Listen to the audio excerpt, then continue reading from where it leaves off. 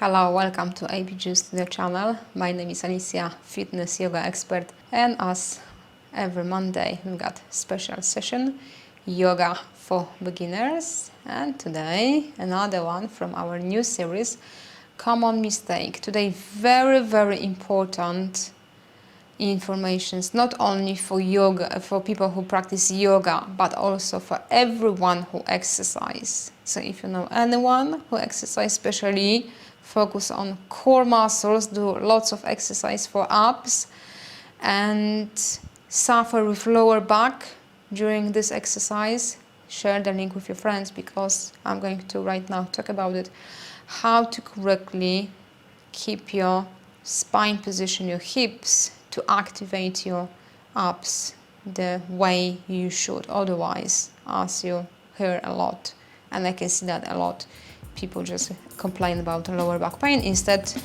feeling stronger abdominal area. Okay, ready to start.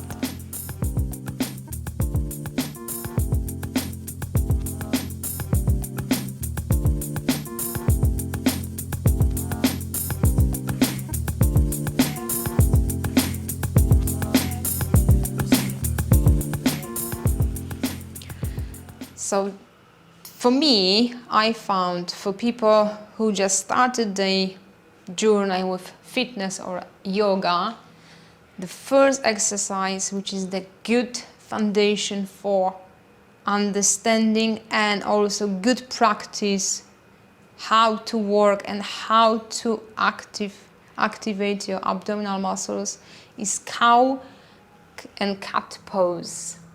Cow and cat pose focuses on flexibility, mobility in your lower back, but also you build the strength in your abdominal muscles area.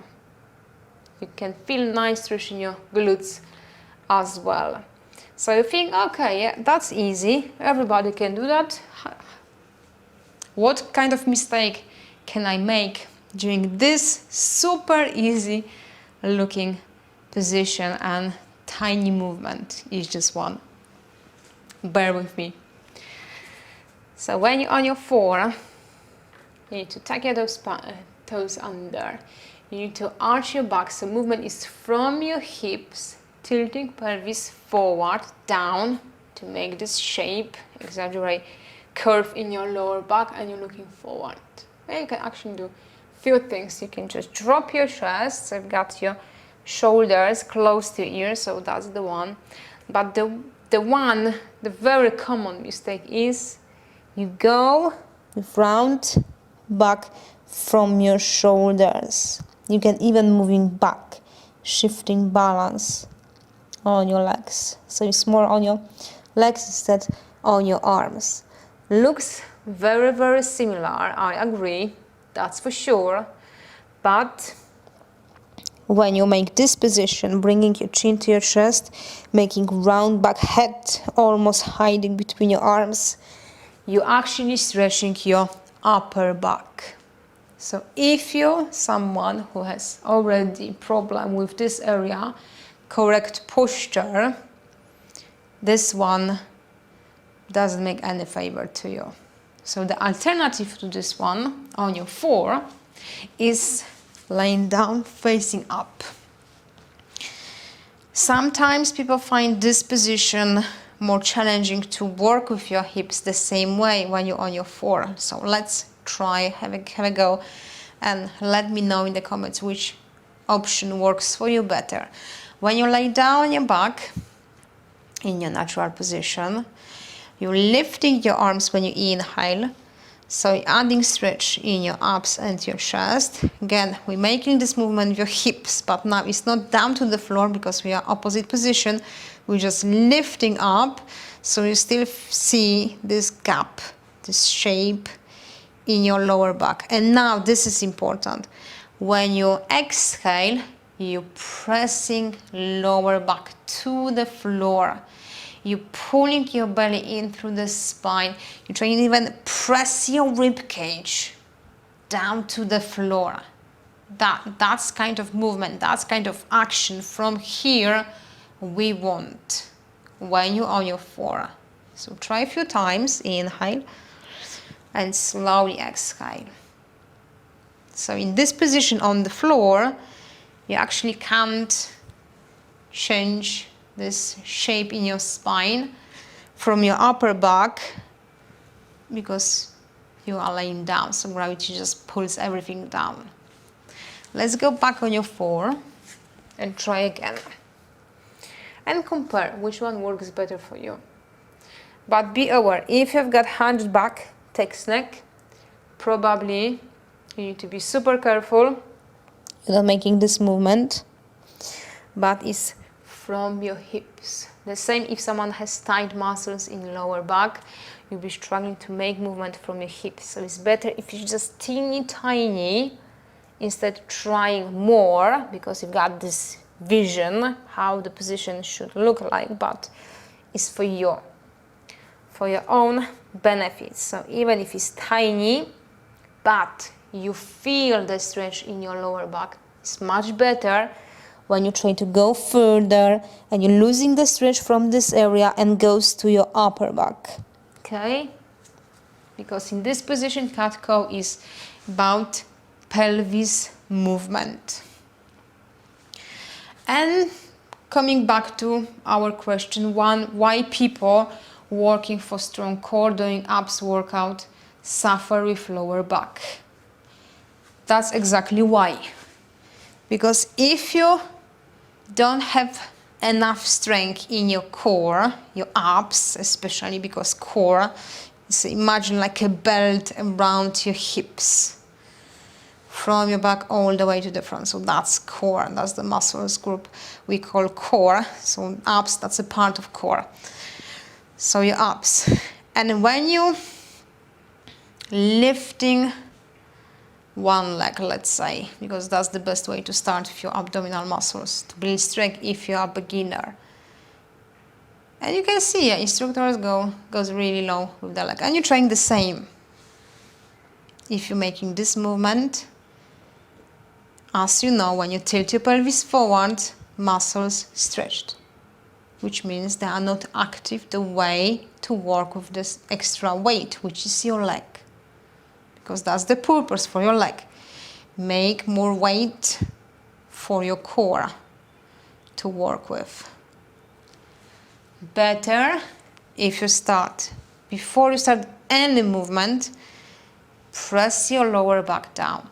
Pull your belly in. Again, the rib cage, press to the floor. So really feel everything is contract at the front. You can even feel the stretch on the back if your muscles tight. So you need to again find the medium section in the middle to pressing down to the floor. If you've got lower doses, it's not gonna be completely flat, but as long as you feel the stretch in your lower back, you should feel muscles active in here. And now when you lift your leg, you're just moving down to the moment. There's no change in this section. Even tiny inch means core abdominal muscles are struggling, and now you've got your answer for your lower back pain, your lower back ache after the abs workout. That's why. Okay? And please don't do any crunches. I know there are people out there saying, yeah, for your six-pack, for your strong core, for the best looking abs, is crunches. That's the answer. For your own safety. Crunches, they are for people who already got super strong abdominal muscles. So if you are a beginner, if you are someone who just looking for something to change your body, to change your shape, look, whatever reason is, you've got the answer. This one is super advanced. Not even once, but like 20, 30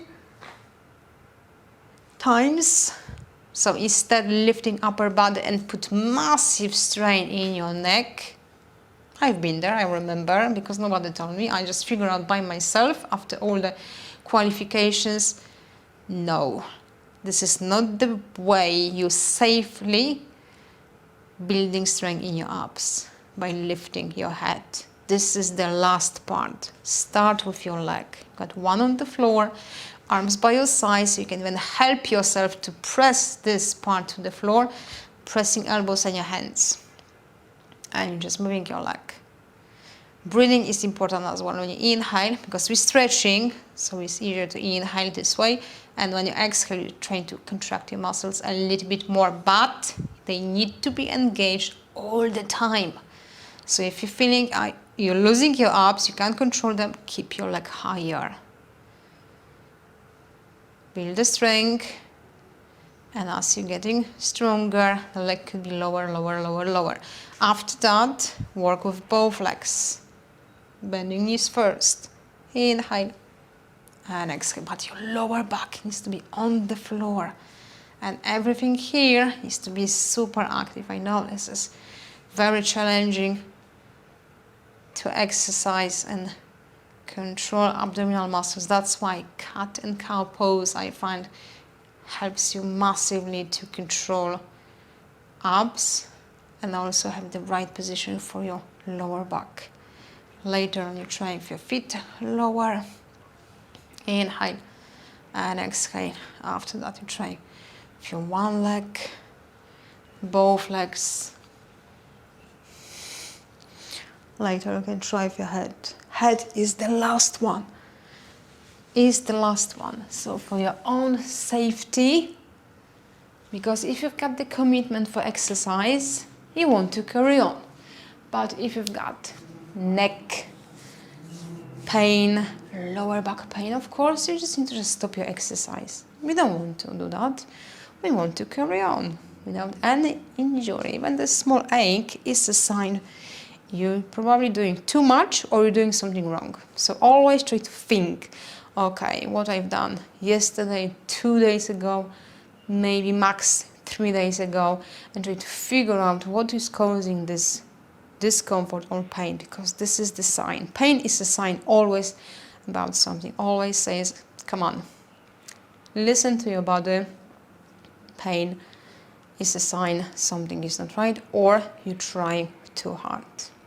So that's all in this subject, cat and cow pose.